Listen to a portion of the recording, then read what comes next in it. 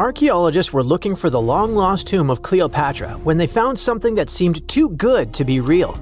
Roughly 43 feet underground beneath a ruined Egyptian temple, there was a perfectly straight tunnel, carved through solid sandstone. The tunnel is over 4,200 feet long, and so precise that experts called it a geometric miracle.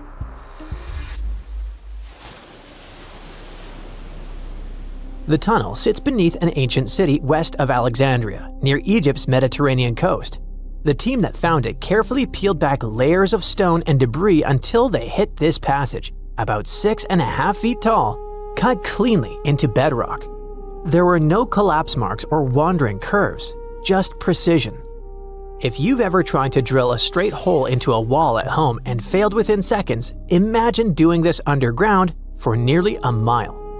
Ancient builders had no GPS, no lasers, no modern surveying tools. Yet, this tunnel stays remarkably level over its entire length.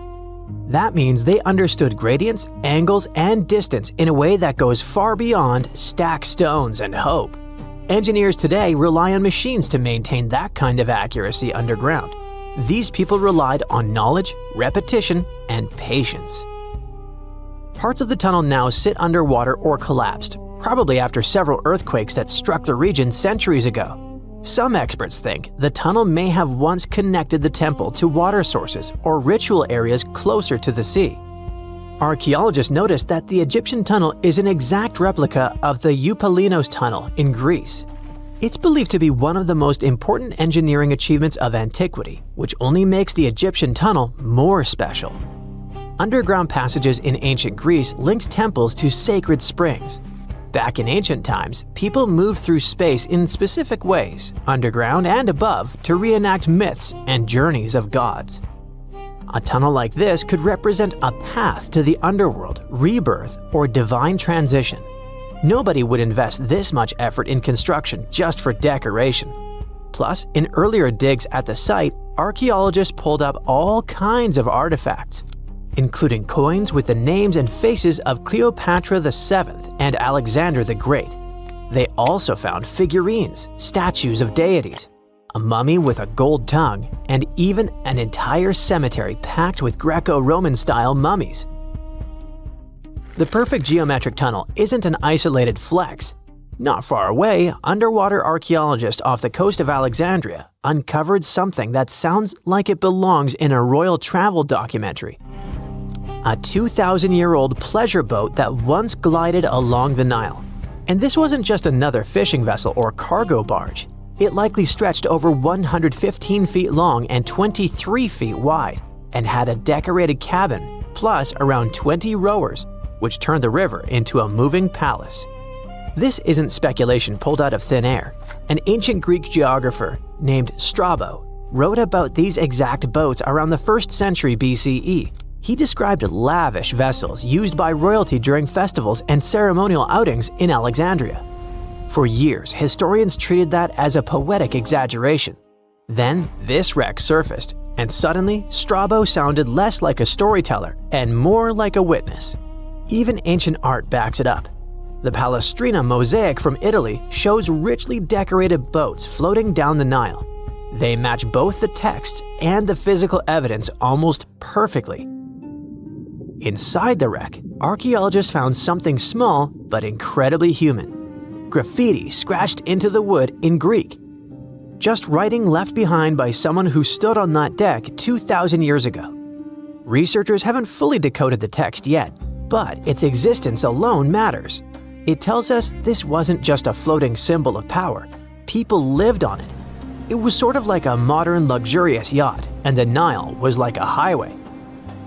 All types of vessels with passengers were moving back and forth, visiting friends, carrying their goods for trade, doing business, and, of course, going on pleasure cruises.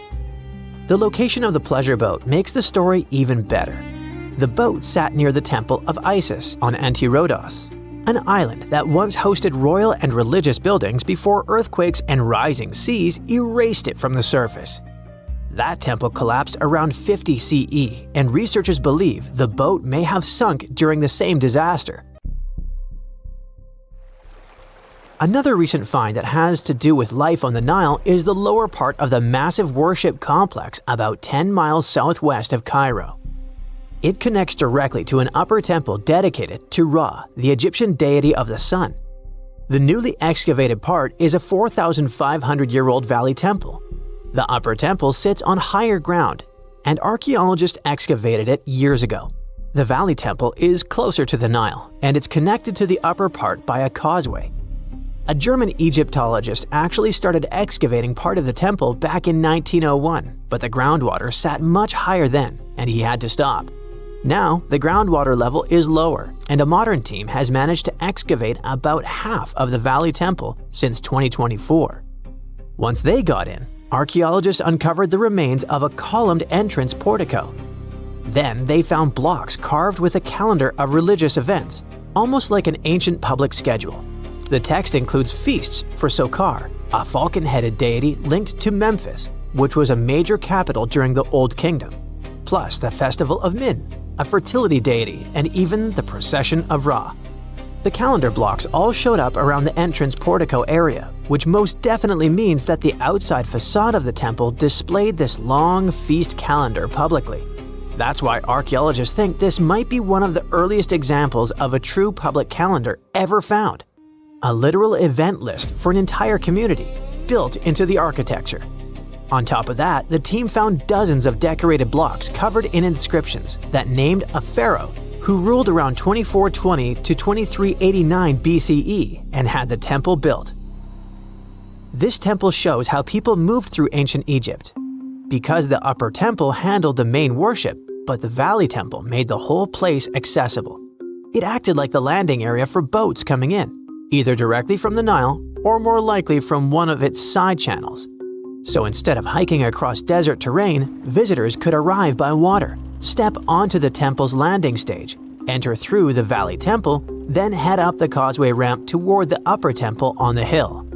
After about a century of use, researchers found that the Valley Temple had been repurposed into a residential area.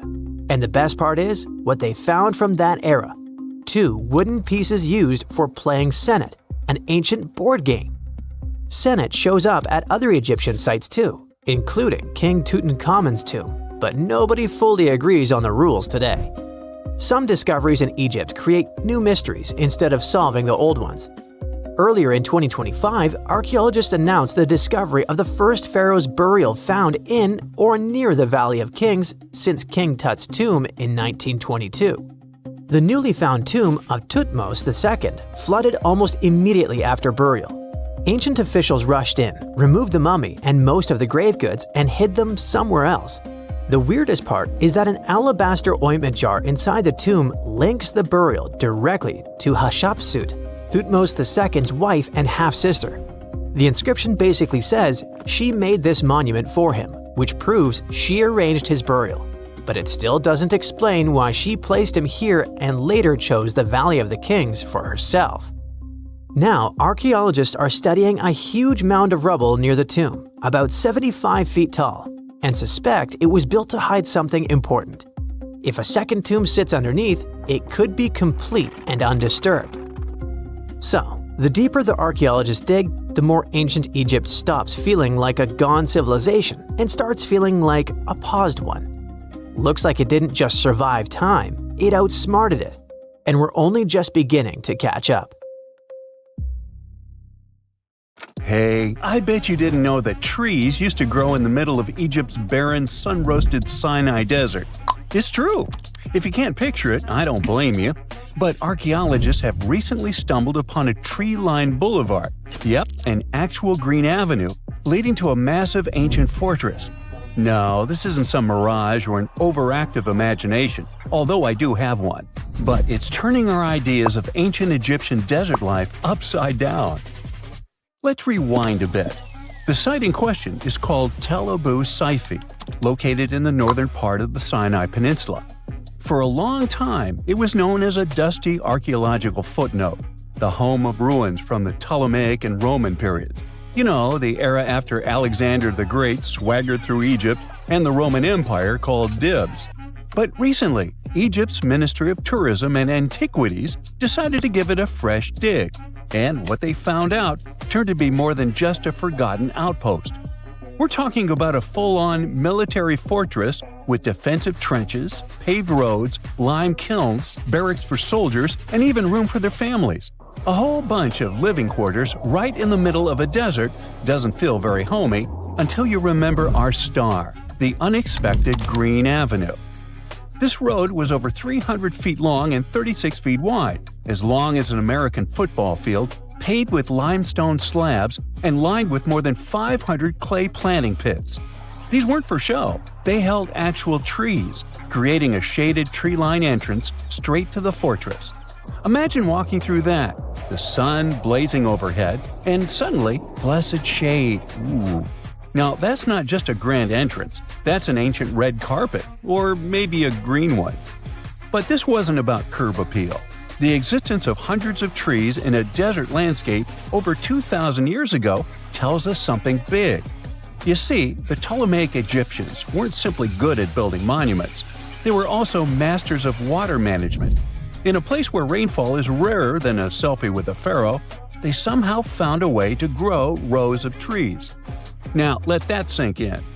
To irrigate that many trees in a desert, they must have had a sophisticated irrigation or water transport system, something capable of moving and distributing water efficiently in this harsh climate. Maybe they channeled groundwater, or maybe they captured seasonal rain, or maybe ancient sprinkler systems. Okay, maybe not that fancy. But still, it's clear they were ahead of their time. Here's the thing, we already know the Egyptians mastered water control. They harnessed the Nile with ditches and canals to feed distant fields. So irrigation wasn't exactly a mystery to them. They had the skills and the knowledge. And sure, scientists still debate what the Sinai climate was like 2,000 years ago, but many believe it may have once been greener. After all, take one look at those dramatic mountains and rocky landscapes, shaped and sculpted as if by brute force of ancient rivers. And it's hard not to think that water once played a bigger role out there. Plus, archaeologists have found tons of evidence showing that Ptolemaic Egyptians cultivated fruits, vines, and trees on a large scale. In other words, growing a forest in a desert might feel wild to us, but to them, it was just another Tuesday. And now, this Green Avenue is making archaeologists wonder, what if similar irrigation systems were used elsewhere, say for transporting the enormous stones used to build the pyramids? There's already a theory that ancient rivers or human-made canals helped move those stones. And the Tel Abu Saifi discovery? Well, it might just be the missing puzzle piece. This isn't just a dream. Back then, rivers were like highways, power grids, and cargo trains of the ancient world, all rolled into one. Egyptians used them for everything – irrigating crops, trading goods, powering industry, and even mobilizing for war. If you were doing something important, odds are it involved a river. But wait, it gets even better. Excavations revealed deep defensive trenches, like ancient moats, dug more than 6 feet deep around the fortress. Those weren't just muddy ditches. They were part of an elaborate defense system designed to be filled or bridged to control access. Think of it as ancient Egypt's version of a retractable security gate, minus the hydraulics. And while the trenches were keeping intruders out, life inside the fortress was bustling. Remember how we said archaeologists had found military housing units? It turns out soldiers might have lived there with their families. So this wasn't just a barracks, it was a thriving community, with meals, routines, kids playing, and probably a whole lot of ancient gossip flying around the dinner table. In addition to all the military stuff, researchers found 4 massive lime kilns used to produce quicklime, an essential ingredient for making construction mortar. These kilns are a big deal because they suggest that during the later Roman period, Tel Abu Saifi turned into an industrial hub. It was like the Home Depot of ancient Egypt, churning out materials to build and repair buildings. But here's where the plot thickens. Underneath all of this, beneath the roads, the trenches, the kilns, archaeologists found the corners of an even older structure, a mystery building. Could it be the remains of a third, much older fortress? Or an ancient cemetery or lost city? Nobody knows yet, but one thing's clear, this story isn't over. Honestly, this might be the coolest archaeological cliffhanger of the decade. So, what does this all mean? Well, for starters, it challenges everything we assumed about desert life in ancient Egypt. For the longest time, deserts were thought of as natural barriers, dry, deadly, and empty. But this find suggests that the desert might have once been green and full of life, not because the climate was dramatically different, but because the Egyptians were incredibly good at bending the environment to their will. They didn't just survive in the desert, they transformed it. It also adds fuel to the fire in the age-old debate about ancient Egyptian tech.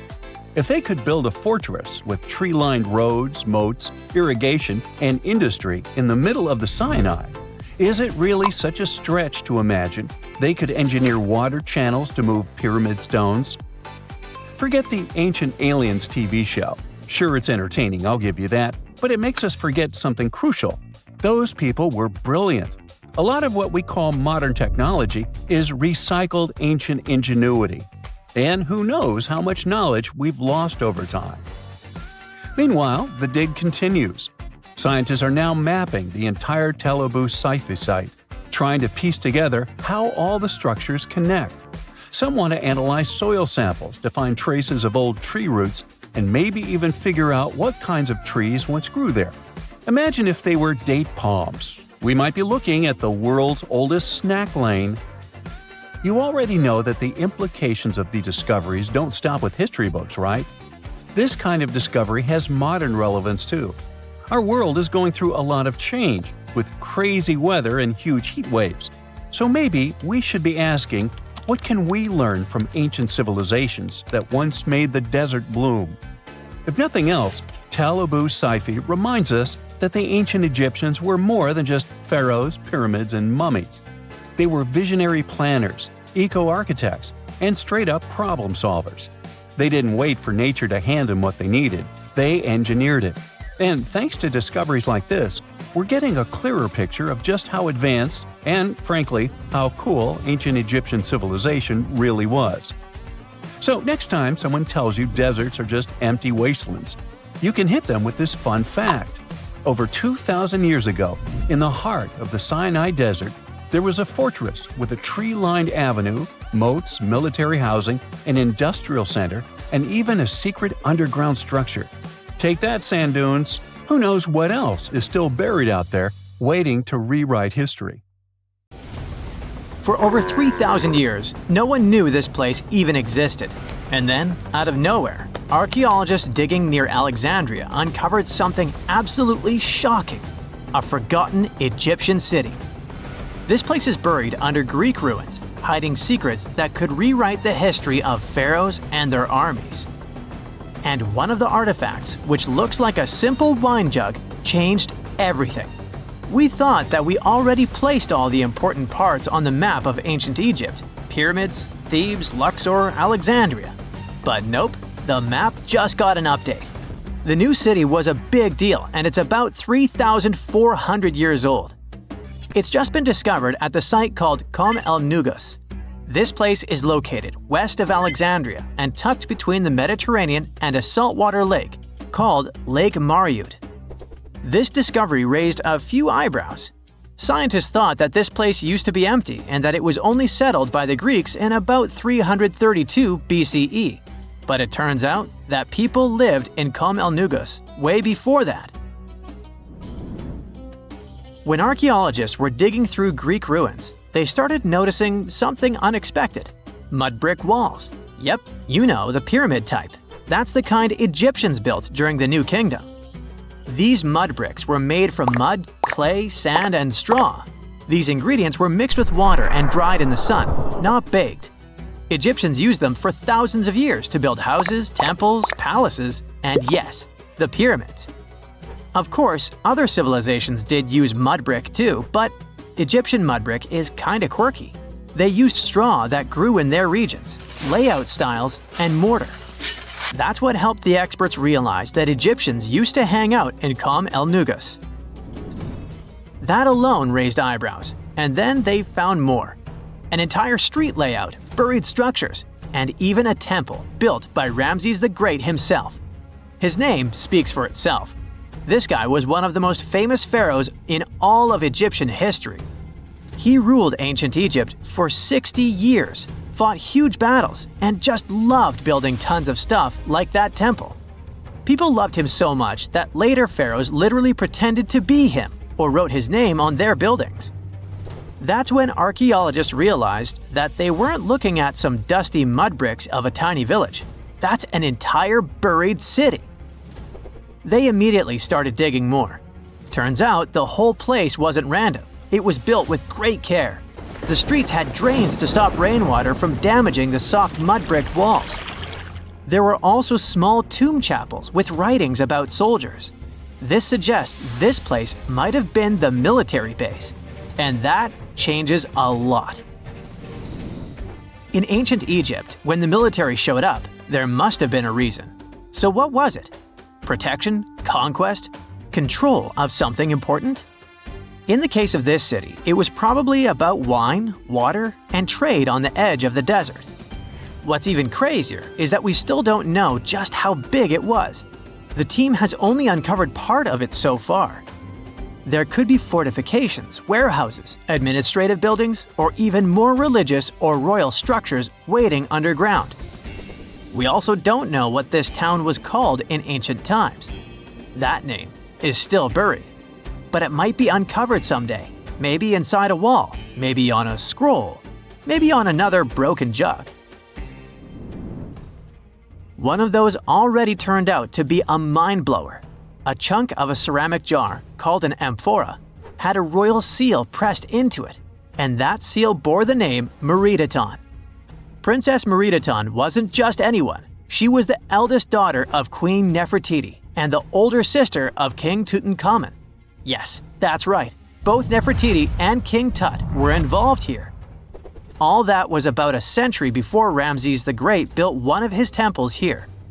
Looks like the city was founded back in the days of another pharaoh, the pharaoh Akhenaten, husband of Queen Nefertiti, father of Princess Meritaton, and future king Tutankhamun.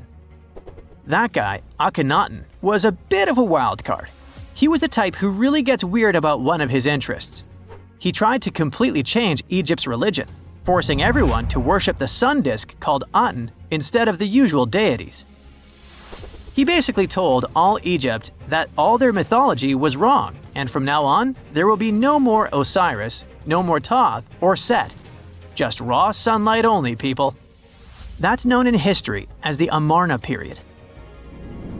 And he went all in, changed his name, built an entirely new capital city called Amarna in the middle of the desert, redesigned temples, rewrote hymns, and even banned traditional religious imagery. Even the art got wild at the time.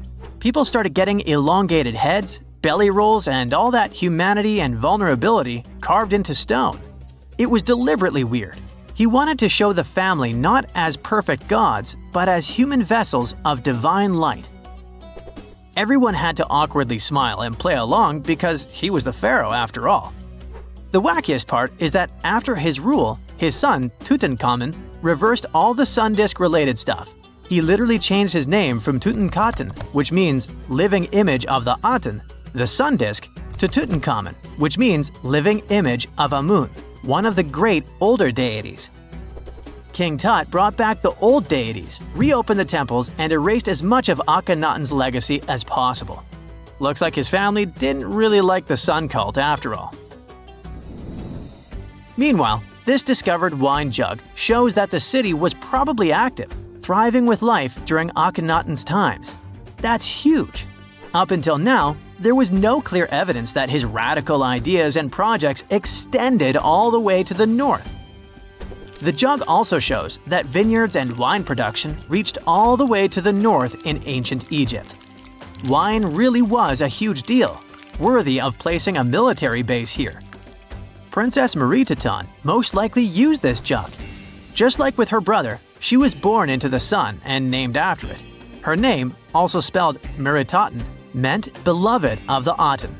As the eldest daughter of Pharaoh and his queen, born right into the middle of radical religious changes, she was raised to perform the future queen's duties. From her earliest years, she walked in temples alongside her mother Nefertiti, shaking the sistrum in solemn rituals. She was there when Akhenaten established his capital city, Amarna. He clearly loved his family. Meritaton's face was etched into its stone walls more than anyone else. In every temple, in every sacred scene, her figure appears, revered. Things get foggy in history after her father passed away. The throne wobbled.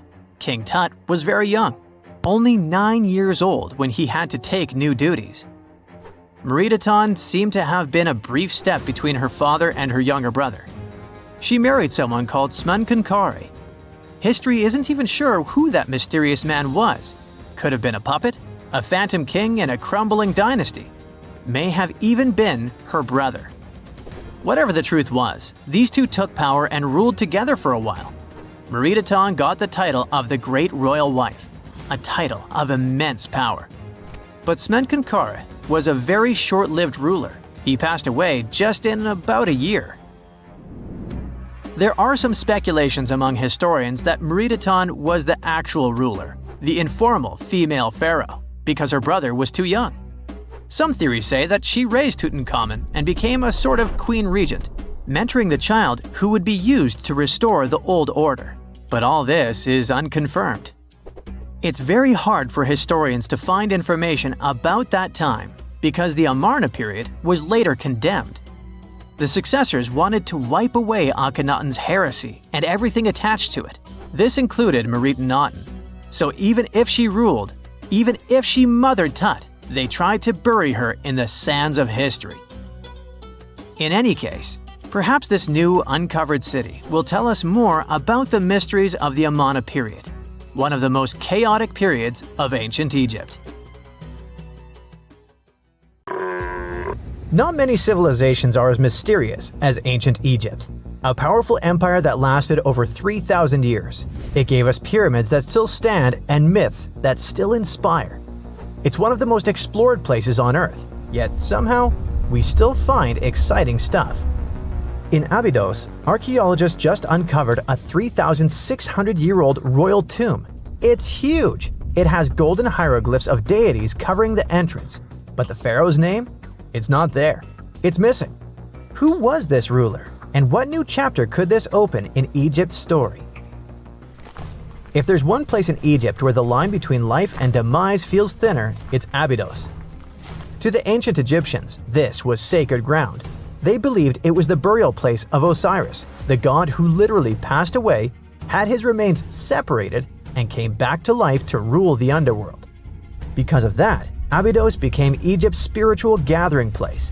Pharaohs built amazing temples here, like the Temple of Seti, famous for its King's List, a wall that has the names of 76 pharaohs carved in it.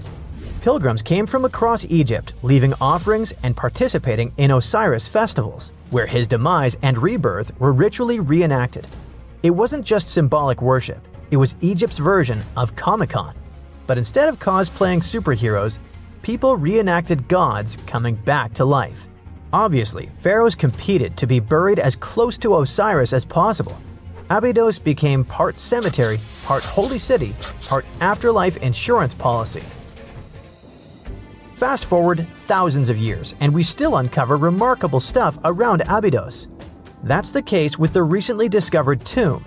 In early 2025, a joint team of researchers from the US and Egypt decided to dig beneath a rocky rise ominously called Anubis Mountain. You remember Anubis, the jackal-headed deity who guarded cemeteries. The uncovered royal burial was hidden 23 feet below the surface. Sadly, even though it eluded archaeologists for so long, robbers had already taken away with treasures ages ago. They could definitely tell this was a tomb of someone super important. Similar to how you can walk around a mansion with no furniture but still deduce that someone rich must have lived there. The chamber had mud brick vaults rising over 16 feet. That's taller than a female giraffe standing upright. For something built 36 centuries ago, it still felt enormous. However, when you remember that Egyptians were masters of architecture, nothing seems surprising. So no treasures, no golden mask, and sadly, no name. The cartouche that should have spelled the king's identity was unreadable. Egyptian tombs usually bragged about who was inside. In ancient Egypt, a cartouche was basically a big oval name tag for kings wrapped in hieroglyphs. Think of them as VIP passes that worked in both this life and the next. Without it, your soul couldn't check into the afterlife hotel. That's because to the Egyptians, your name, your Ren, wasn't just so your teacher could distinguish you from kids with the same haircut. It was a core part of who you were. As long as your Ren survived, so did you. To have your name forgotten was considered a fate worse than passing away. A soul cannot journey without a name. That's why you'd see cartouches all over the place, on temples, obelisks, jewelry, statues, and tomb walls. It wasn't there just for the marketing. It kept the pharaoh's presence front and center everywhere you looked. Imagine building a massive tomb only for 3,600 years later to walk in and go, who is this guy again? Not cool at all. That's why it's fair to imagine our nameless pharaoh haunting the robbers for all eternity. So yeah, cartouche was considered very significant. One of the most famous and mind-blowing examples comes from the tomb of Thutmose III. His burial chamber and sarcophagus were literally shaped like a cartouche. In other words, the entire room was a living architectural symbol of his name. Thankfully, in the recently discovered tomb, not everything was erased. Painted in golden hues at the entrance were two familiar guardians, deities Isis and Nephthys. Isis was the magician who stitched Osiris back together and breathed life into him.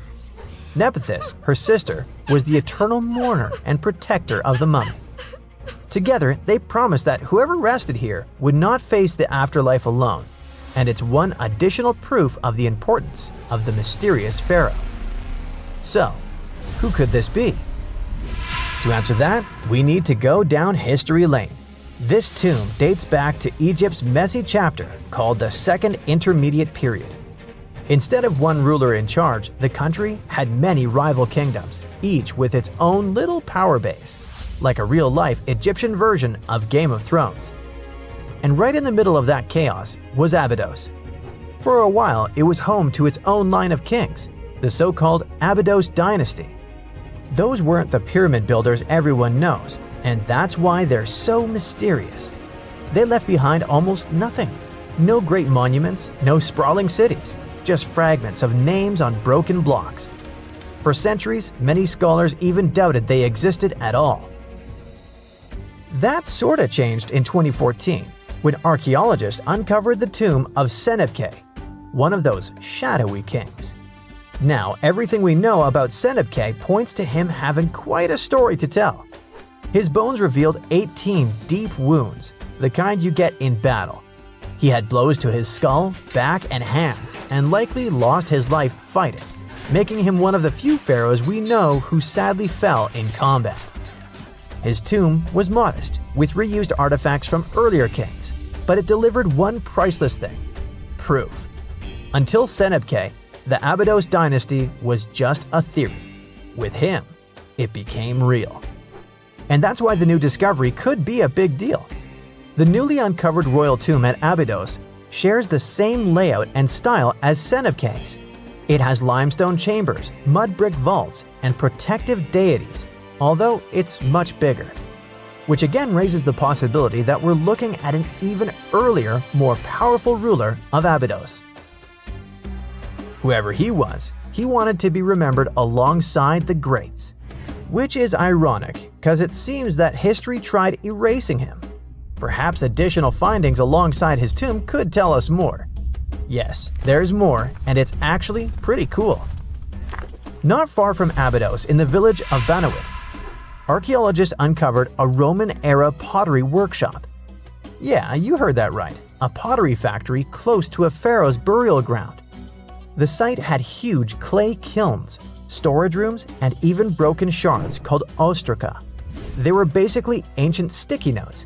Except instead of shopping lists, those had receipts scratched onto them in Greek and Demotic Egyptian.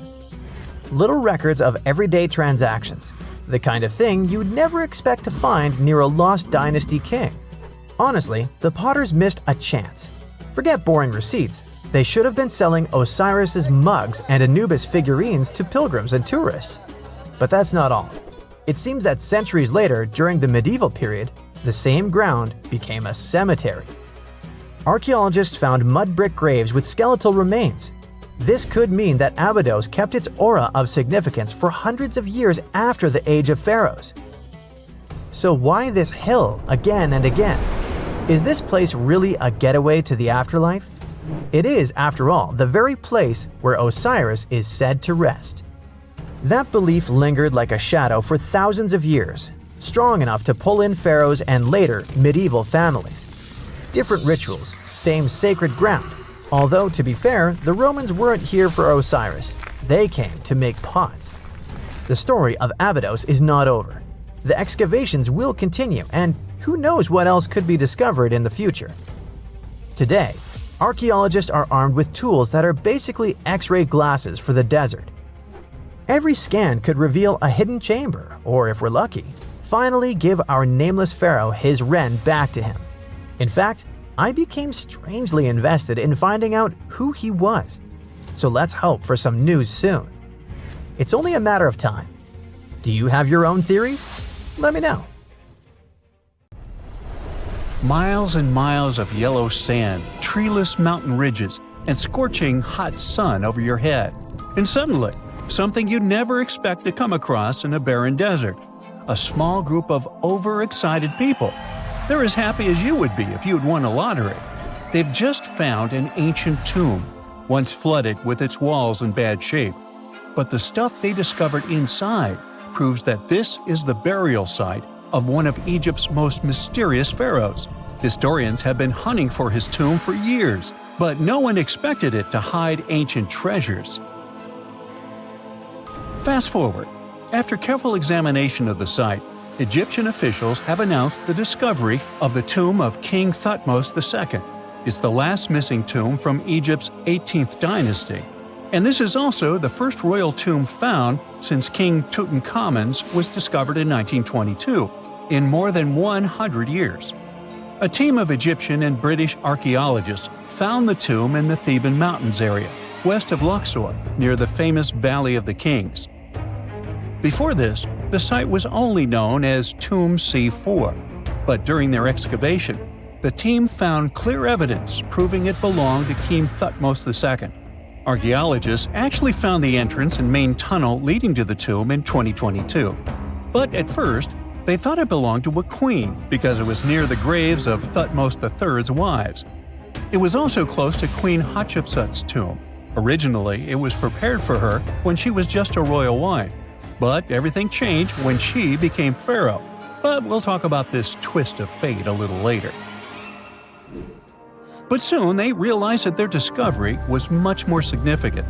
They found alabaster jars with Thutmose II's name and the words "deceased king" written on them. That's when they realized that the tomb was actually his final resting place. Sadly, Thutmose II's tomb has seen better days. According to the head of Egypt's antiquities sector and the leader of the Egyptian excavation team, the tomb suffered major damage from ancient floods not long after the pharaoh's death. Water swept through the burial chamber, likely destroying or displacing many of the original artifacts. Much of what had been once inside the tomb was moved elsewhere in an attempt to salvage it. The researchers found out that the tomb had a basic design, with an entrance, a sloping main corridor, and a burial chamber. The corridor was coated in white plaster and rose about 4.5 feet above the floor of the burial chamber. A large staircase and a very large descending corridor of the tomb indicated its grandeur. It took the team a long time to navigate through, though, as the tomb was blocked by flood debris and collapsed ceilings. Only after crawling through a 32-foot passageway with a small 16-inch gap at the top, the worst nightmare for those of us with claustrophobia, were they able to reach the burial chamber. There, they were in for another surprise. They cleared the debris, expecting to find the crushed remains of a burial beneath. But the tomb turned out to be completely empty, and it was not due to robbery. It had been deliberately emptied. The researchers soon realized that the tomb had been flooded since it had been built underneath a waterfall. It happened just a few years after the king's burial, So the contents of the tomb were moved to another location. That's why there was a second corridor in the tomb. It was most likely made to help remove King Thutmose II's body from his flooded tomb. Despite the damage, the excavation team made some really exciting discoveries. They found traces of mortar decorated with blue inscriptions, yellow stars, and fragments from the Book of Amduat, one of the most significant funerary texts in ancient Egypt. The book was meant to guide the deceased through the underworld, ensuring a safe journey to the afterlife. Now, how about we sneak a peek at ancient Egypt's 18th dynasty? It was all about conquering lands, expanding the empire, and building jaw-dropping monuments. Some of the biggest names from that era, Thutmose I and Thutmose III, both legendary warrior kings who left their mark in history. Thutmose I was a fierce fighter who led major military campaigns, pushing Egypt's border further south than ever before, all the way to the fourth cataract of the Nile. His victories gave Egypt access to new trade routes, stronger political ties, and more wealth. His conquests were so significant that they were recorded in the tombs of his top officials. Thutmose III, sometimes called Thutmose the Great, took things even further. He was not only an incredible military strategist, but also the commander of Pharaoh Hatshepsut's armies before becoming king himself. He led between 17 and 20 military campaigns, winning every single one and expanding Egypt's empire to its peak. He even created the world's first navy. Thutmose III is often remembered as Egypt's greatest warrior pharaoh.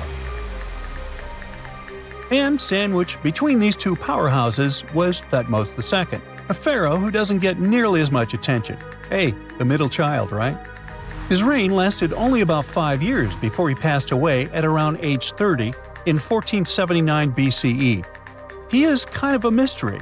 No one really knows what he accomplished. For the longest time, even the location of his burial site was totally unknown. His body was actually found in the 19th century. It was just lying around in the mortuary temple of Deir el-Bahari, in a secret chamber where priests used to hide royal mummies centuries after their original tombs were looted by grave robbers. In other words, Thutmose II's body must have been moved from his original resting place at some point in history to protect it. During his lifetime, Thutmose II made at least one major impact on Egyptian history. He married his half-sister Hatshepsut. That might not sound like a big deal, but it helped her become Egypt's greatest female pharaoh after he passed. The catch? She kept her stepson, Thutmose III, off the throne for decades. When he finally took power, he erased her name from history out of spite. And still, Hatshepsut is one of Egypt's greatest pharaohs, no matter if you're talking about a man or a woman. She brought a lot of wealth and art to Egypt. She led a big trading trip to a place called Punt, where she brought back things like gold, ebony, and incense. She also made sure her name lasted by building amazing structures that we can still see today. At Karnak, she added huge obelisks. One of them is still standing tall. She also was the one to build the Temple of Deir el-Bahari with its countless columns. She was buried there. Interestingly, Hatshepsut was often shown in art as a man with muscles and a beard, like how pharaohs were usually depicted. But she made sure there was always something in the artwork that reminded people she was a woman, like calling herself Daughter of Re or His Majesty herself. When she passed away in 1458 BCE, Egypt wouldn't have a female ruler as powerful as her until Cleopatra, about 1400 years later. According to Egypt's Supreme Council of Antiquities Secretary General, isn't that a mouthful? Hatshepsut's name actually appears in Thutmose II's tomb, meaning she might have even handled his burial. As for their final resting places, well, Hatshepsut was buried in the Valley of the Kings, and Thutmose II's mummy is now in the National Museum of Egyptian Civilization, alongside other ancient Egyptian rulers. It gives visitors a rare chance to see the remains of a nearly forgotten pharaoh. Now, experts consider the discovery of his tomb to be one of the most significant in recent years. The artifacts found there add important details to our understanding of the history of the region and Thutmose II's rule. And even though the tomb's design is fairly simple and follows the same architectural style preferred by later Egyptian rulers, its historical importance is undeniable. In any case, the mission isn't over yet. Archaeologists are now focusing on solving another mystery. Where did the rest of the tomb's contents end up? The team is determined to continue their search. Who knows what other secrets they will uncover that have remained hidden beneath the sands for thousands of years. This coffin seems to defy logic. No visible openings, no way in or out. And yet, inside lies Lady Tsunami, a mysterious woman from ancient Egypt, perfectly preserved even after 3,000 years. How did she get there? It was the third intermediate period in Egypt, a time between great dynasties. Pharaohs wore the blue crowns. Priests in Thebes were almost as powerful as kings. Markets were filled with the cries of merchants selling dates, papyrus, and precious perfumes. Lady Tsunami was in her late 30s or early 40s, old age by Egyptian standards of that time. Like other Egyptians at the time, she ate meals of bread, lentils, and fish. By that age, her teeth were already badly worn down, yellowish with enamel eroded, because food in ancient Egypt often had grains of sand in it. But she wasn't just a regular woman.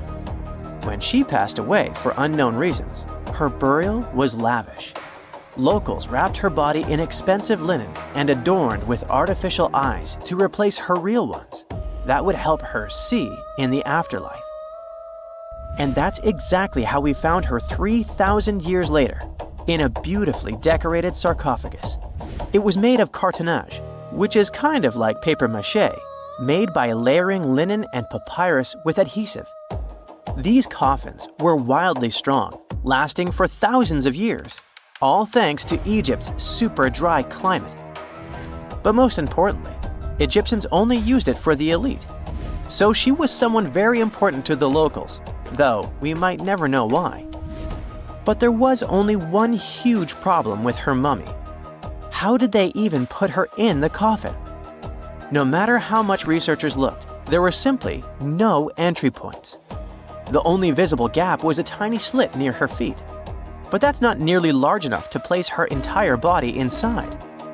This mystery puzzled them for decades, until they finally learned the truth only recently.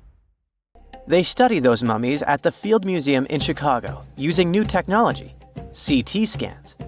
It's basically like taking thousands of X-rays and piecing them together to create detailed 3D images.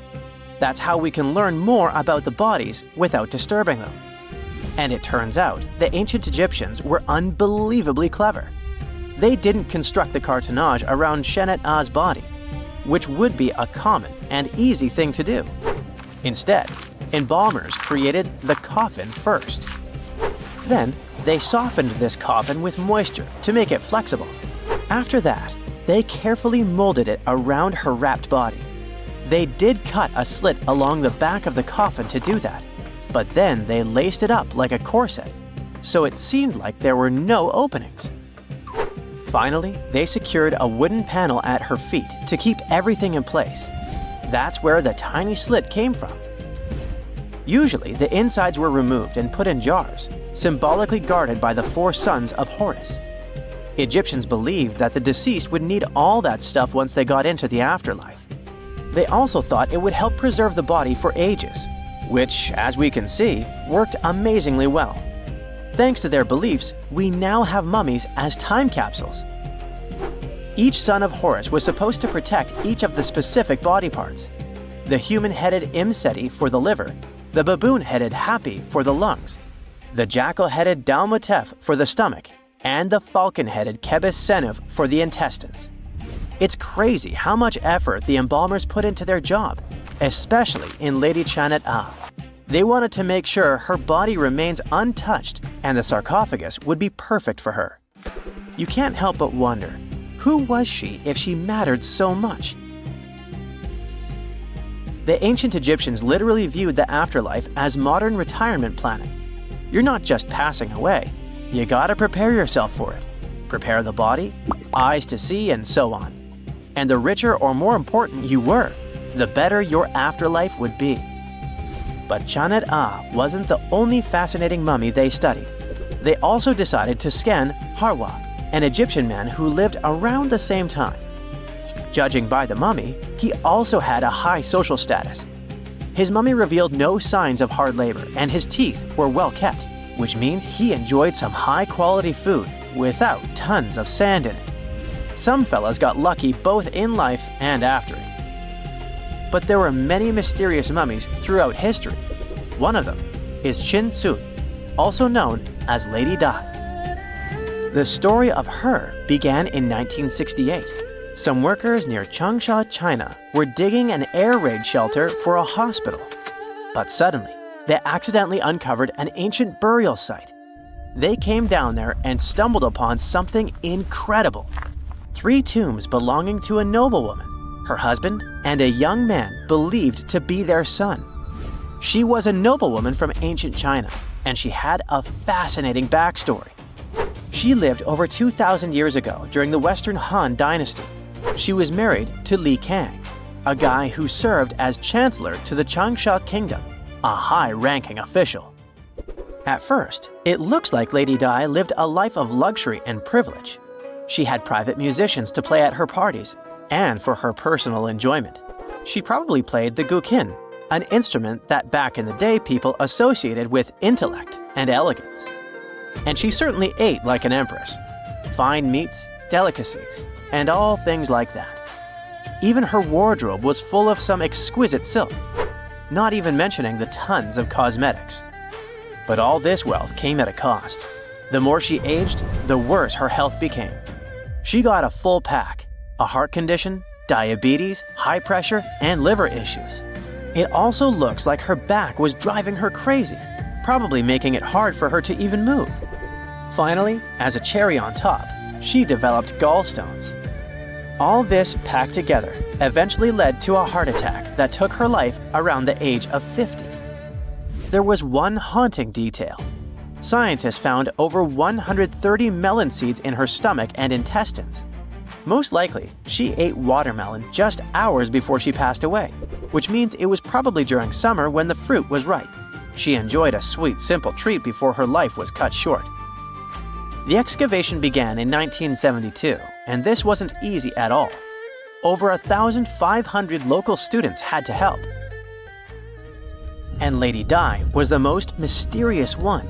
She was buried in 4 rectangular pine boxes, one inside the other like a Matryoshka doll, all wrapped in 20 layers of silk, and all that sealed with lots of charcoal and white clay.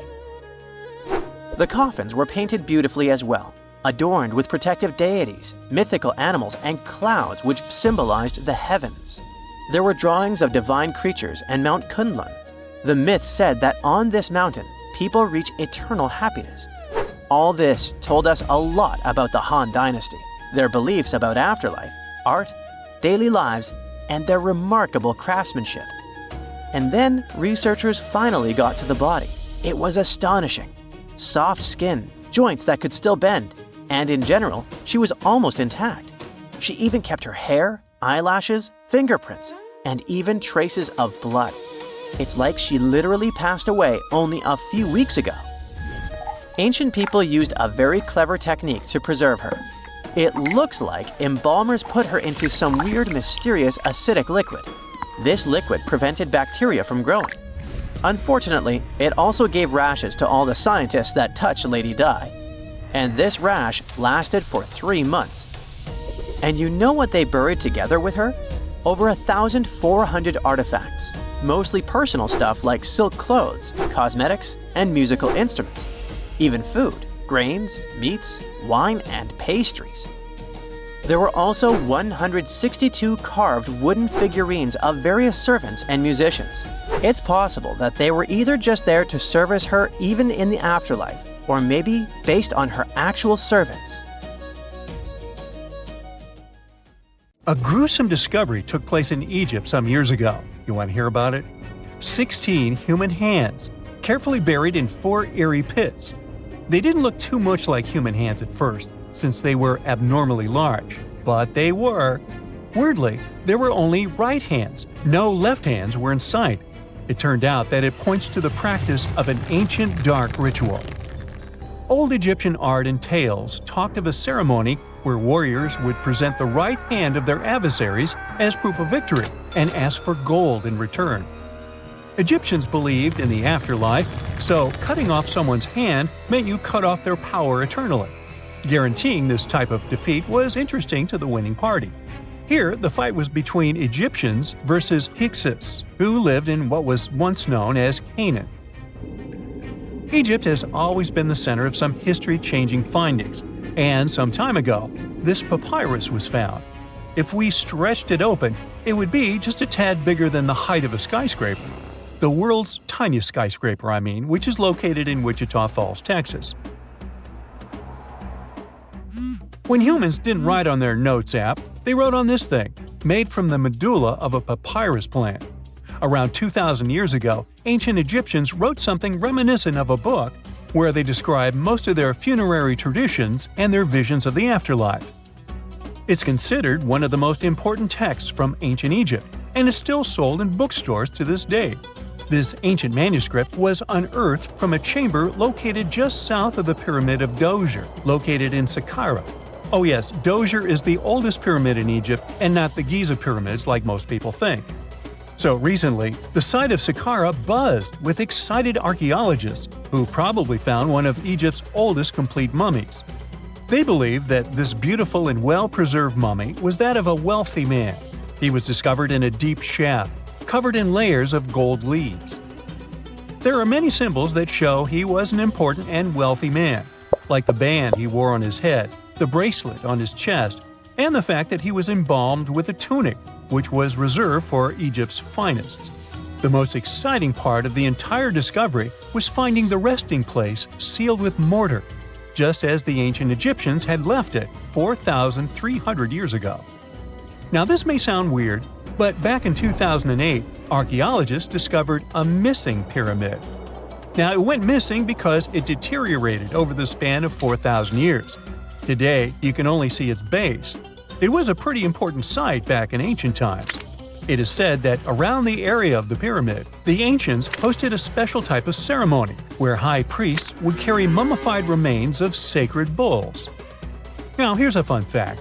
Ancient Egyptians believed that Apis bulls were earthly incarnations of the city deity of Memphis and was connected to rites of fertility. It wasn't just any Apis bull though. They needed to be all black with a single white mark between its horns and a bunch of very specific characteristics. They were selected by the local priests and honored until they passed away. After that, they were mummified and buried in underground galleries.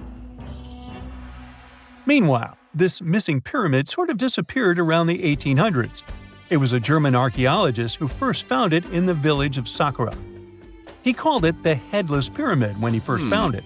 But then, years after the official discovery, the desert sand came along and covered the whole thing. There were some excavations between the 19th and 20th centuries, but they weren't too systematic. That's why scientists were so thrilled when they dug an entire pyramid's base after removing the 25-foot mound of sand that was covering it.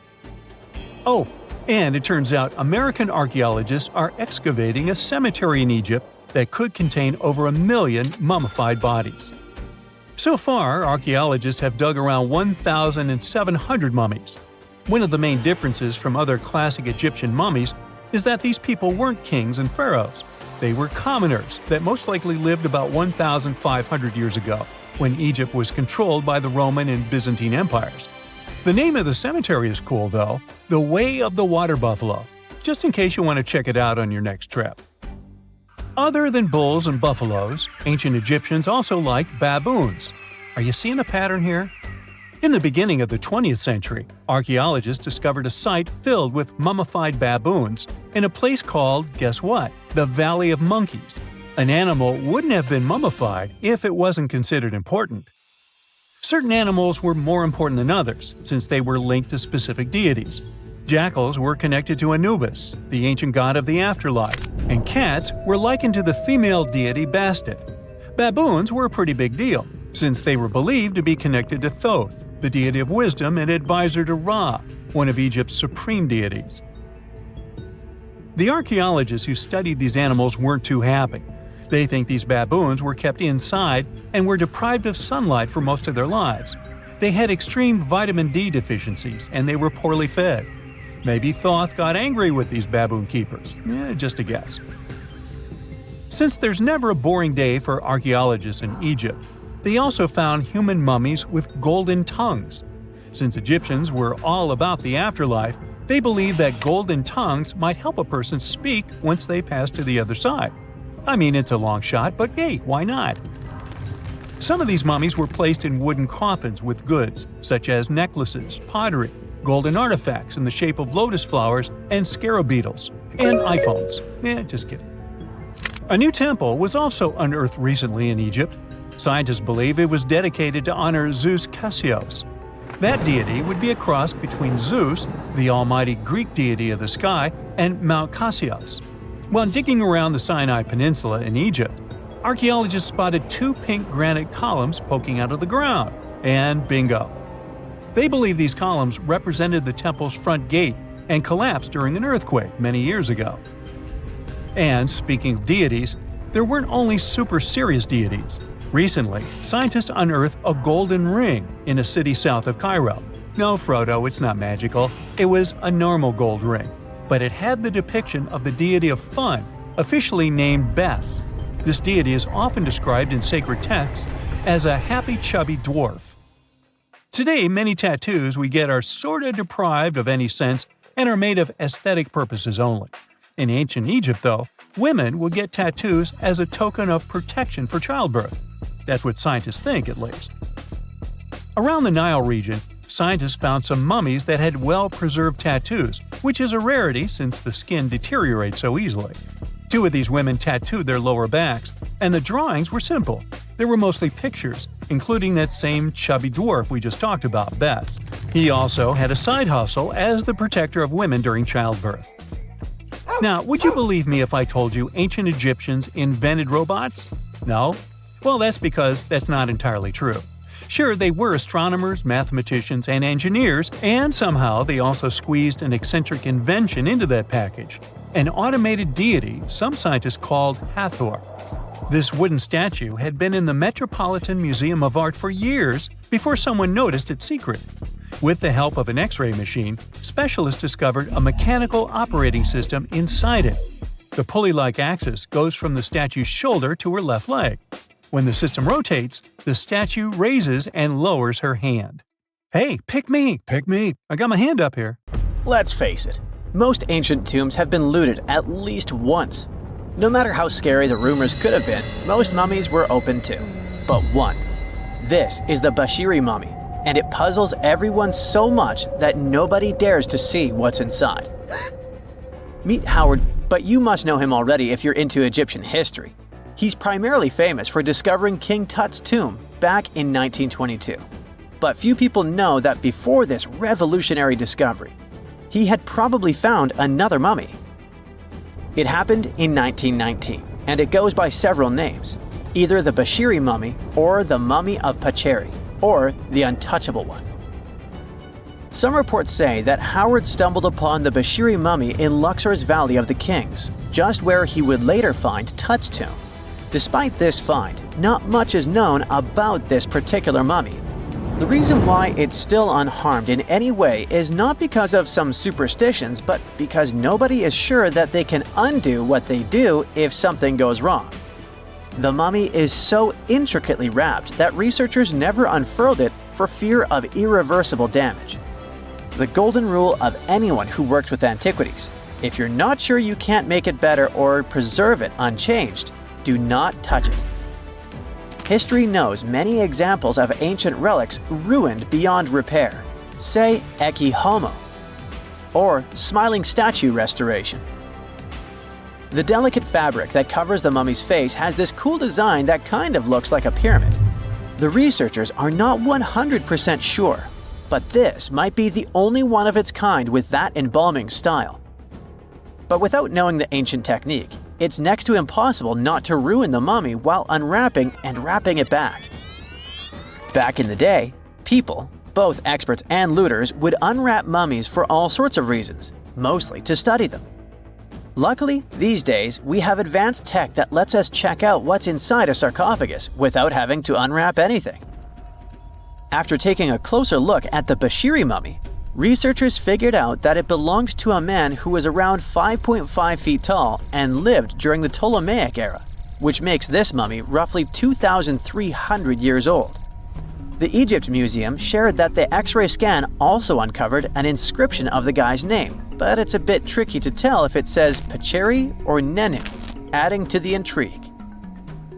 The museum also pointed out that the fancy casing the mummy is in features all sorts of decorated scenes. You can see the mummy lying on a bed, flanked by deities Isis and Nephthys, along with the 4 sons of Horus.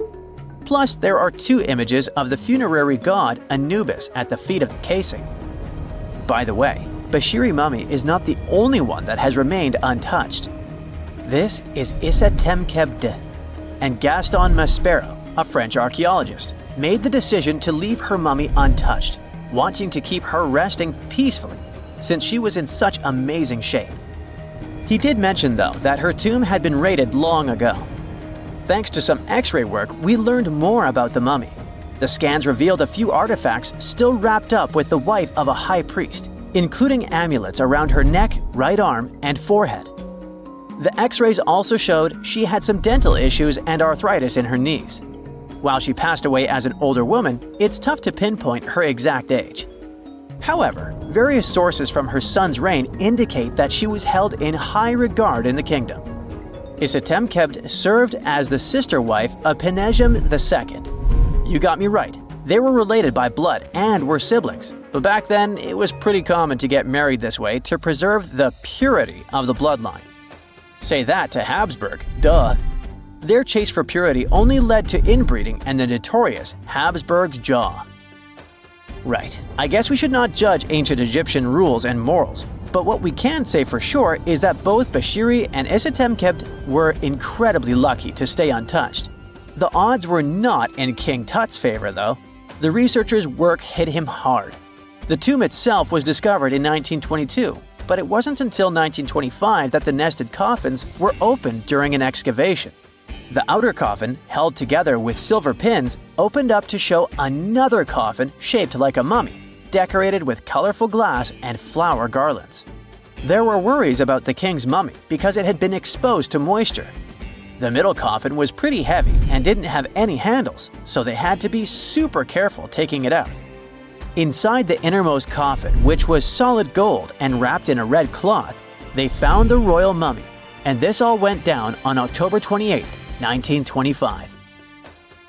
Tutankhamun's mummy, measuring about 6.07 feet, fit snugly into the innermost coffin, which was 6.17 feet long. You can already tell there was a problem, right?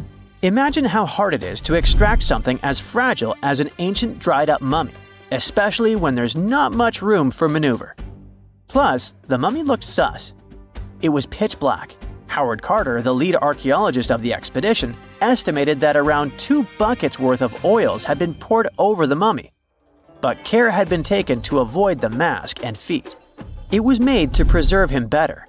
The body was positioned at a slight angle in the coffin, and there was a noticeable difference in the amount of dark oils on the right and left sides, indicating that the coffin might have tilted while being lowered into the sarcophagus. This oil created moisture inside the coffins, and over time, it reacted chemically, which Carter described as a sort of slow, spontaneous combustion, leading to the carbonization of the linen wrappings. Unfortunately, the combination of heat and moisture took a toll on the mummy's trappings as well. The crooked flail fell apart, the resin scarab cracked, and the threads holding the hands and mummy's bands started to decay, making everything quite fragile. Plus, the oils hardened over the years, effectively gluing the mummy and mask to the coffin's bottom. To try and separate the mummy from the inner and middle coffins, they were placed in the sun for several hours, reaching temperatures of 149 degrees Fahrenheit. Despite this effort, the mummy remained stuck, so the initial examination had to be done right where it was.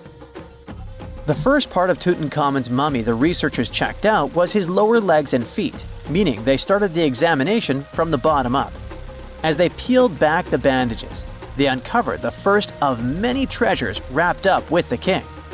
They took their time to carefully document and photograph everything they found. The inner layers of bandages were in pretty bad shape, mostly turning to dust, making it tough to figure out how everything was originally wrapped. Still, the overall methods matched what was seen in other nobles' mummies from that time. Lots of folded linen pads were used to shape the torso and thighs. The outer and inner bandages were made from fine linen, while the middle layers were coarser. They had some intricate bandaging around the shoulders and chest with a similar style around the groin. Each limb, along with fingers and toes, which were fitted with gold caps, was wrapped separately. Tutankhamun even wore gold foil sandals on his feet. They hoped to separate the mummy from the coffin by removing the outer bandages, but the resins had stuck the body to the coffin. So, the researchers ended up chiseling it out. To do this, they had to cut the torso in half at the hips and disarticulate the arms to continue unwrapping. Each part was treated with hot paraffin wax for stability, and later the hands and feet were reattached with resin. Finally, they used hot knives to detach the head from the mask. To check the teeth, it was decided to make an incision around the jaw and neck, which was later fixed with resin. So technically, the scientists did all they could to preserve the mummy, but still, in a way, it ended up being damaged beyond repair. What do you think? Should they have left it in the coffin? Or did they do the right thing? Let us know in the comments. They found the tomb of a royal doctor who lived over 4,000 years ago, a man who held pharaohs' lives in his hands. This man knew secrets that only deities and kings were allowed to hear. And yet, when they opened his tomb in 2024, there was no body, just vivid paintings, untouched by time, and cryptic symbols carved into stone. Who was he, and why was he buried with spells linked to a scorpion deity? The tomb was buried deep beneath the sands of Saqqara. The doctor's name was Tete-Nebe-Fu. He lived around 4,100 years ago, during one of Egypt's most mysterious turning points, right at the edge of glory and collapse. These were the final days of Egypt's Old Kingdom. The sun still glinted off freshly built pyramids, but the shadows were already creeping in. The pharaoh, Pepi II, had ruled longer than anyone before him, 90 years. But by the end of his reign, the country was cracking. The power was slipping, the regional leaders were rising, and the Nile floods grew unpredictable. In this shaky period, the mysterious doctor thrived. His tomb was discovered by a Swiss-French archaeological team in the shadows of old pyramids. The weirdest part was that when they uncovered his burial chamber, they found no body, no golden treasures either. Unfortunately, the tomb had been robbed long ago. But what remained was something even more fascinating: the words and images left on the walls. The paintings are still vibrant, bright colors that somehow survived all those years underground. The walls show jars, containers, strange abstract patterns, and geometric shapes. And then there are hieroglyphs, lines and lines of sacred script carved with precision, like someone had poured their soul into every curve. These inscriptions revealed who Tete-Nebe-Fu truly was. Turns out, he wasn't just any doctor. He was the conjurer of Serket. Now, Serket was the female deity of scorpions, sacred and terrifying. Egyptians believed she could stop venom, heal bites, and protect the living from toxic elements. The title, Conjurer of Serket, meant Tete-Nebe-Fu was a specialist in treating dangerous stings and bites. And if he got an entire tomb for himself, he may have been Egypt's top expert in those things, a man who healed with both medicine and magic. But that wasn't all. He also held the title Director of Medicinal Plants, a title seen only once before in all of ancient Egypt. That means he knew the healing power of herbs, roots, and oils like no one else. Now, you might wonder, what plants in a huge land of sand? But in reality, ancient Egyptians used herbal medicine that would hold up in some labs today. They created pills, ointments, and inhalers. Most often they chose some active ingredient, a flavor to make it easier to take, and something to deliver it into the body. Sound familiar? And yeah, they didn't have many traditional plants, so some of these ingredients were bizarre by our standards, like using crocodile dung and acacia mixed with honey. They even had formulas for anti-wrinkle creams. And apparently, our mysterious healer was also chief dentist. This title is almost never seen in ancient records. Evidence of Egyptian dentists is incredibly rare.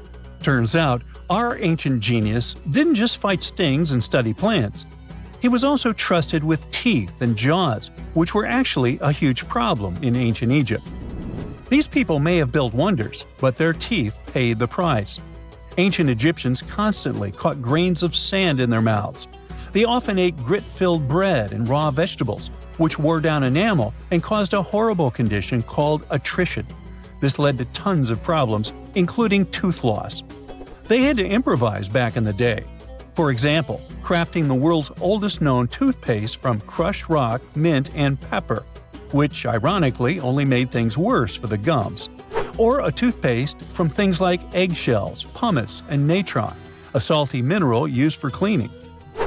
They were also inventing mouthwashes from celery, bran, and herbs to ease the problem. Some mummies were even found with crude metal braces and gold wires attaching missing teeth. Though we're not sure if these were for the living, or was it just a nice little addition added as an afterlife gift. So, Teti Nebefu specialized in all these fields.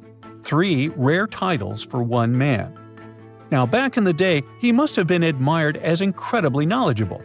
In a world without modern science, he would have been like a sorcerer who knows how some leaf or bark could save a life. That's why archaeologists believe Teti Nebefu wasn't just any doctor. He was, most likely, the royal physician, the one who treated the pharaoh himself. We don't know for sure which king he served. Maybe it was Pepi II, and who knows, maybe that's why the guy lived so long. But if that was the case, Teti Nebefu may have lived through the final moments of the Old Kingdom, watching the Golden Age crumble from inside the palace walls. And then he was buried, the body was looted, or perhaps just lost to time. But the team says they're still studying the tomb, still uncovering the traces of this incredible man. Overall, ancient Egyptians were practicing medicine on a crazy advanced level. Some practices feel familiar even today. They had hospitals, specialists, surgeries, and many more things, even medical schools. Both men and women were allowed to be doctors. They healed with various methods and practiced surgery with actual tools, scalpels, forceps, even sutures. Some doctors treated only the eyes, others the teeth, the stomach, or even what they called the hidden diseases. They knew how to clean and dress wounds, could set broken bones using splints made of wood or reeds wrapped in linen, and even prevented infections. There were even proctologists. They also built the first prosthetics, like a wooden toe with leather straps that help people walk normally again. The oldest known prosthetic is 3,000 years old. Now, the most shocking part is how they actually even tried to remove tumors. A recent study looked at a 4,000 years old skull. It belonged to a man in his 30s. There were signs of past tumors, and around 3 of them, there were marks, surgical cuts made with a metal tool. That suggests someone attempted to remove or study them, maybe treatment, maybe an autopsy. There was another skull of a woman over 50 years old. It also showed similar signs, but with healed fractures from an earlier injury, which is amazing because her treatment might have actually been successful. Being a healer in this society meant something powerful. It meant being a priest, a scientist, and a magician all at once. To ancient Egyptians, medicine was a necessary art, and they treated it with as much reverence as they did their deities. That's because they believed that sickness could be both physical and spiritual. So a doctor could recite a spell while applying a salve, and a lot of their treatments worked. The reputation of doctors in ancient Egypt was so strong that leaders from other parts of the ancient world, like Persia, actually sought them out. Even Homer, the Greek poet, once said the Egyptians were the most skilled healers of all. Of course, their understanding of the human body wasn't perfect. For example, they thought the heart controlled thought and emotion. They also didn't know what the brain really did. But their approach, observe symptoms, diagnose, and treat, well, that's modern medicine. Sure, they prayed over the wound, but they also healed it, didn't they? Their most famous physician was Imhotep. That guy was a true polymath, an architect, priest, and a healer who became so revered he was later worshipped as a deity of medicine. Yep, a human who was so cool they turned him into a deity. He lived 2,000 years before Hippocrates, the so-called father of medicine. And yet, some people joke we should drop the Hippocratic Oath altogether and swear an Imhotepic oath instead. These people weren't just laying the foundations of pyramids, they were laying the foundations of healthcare.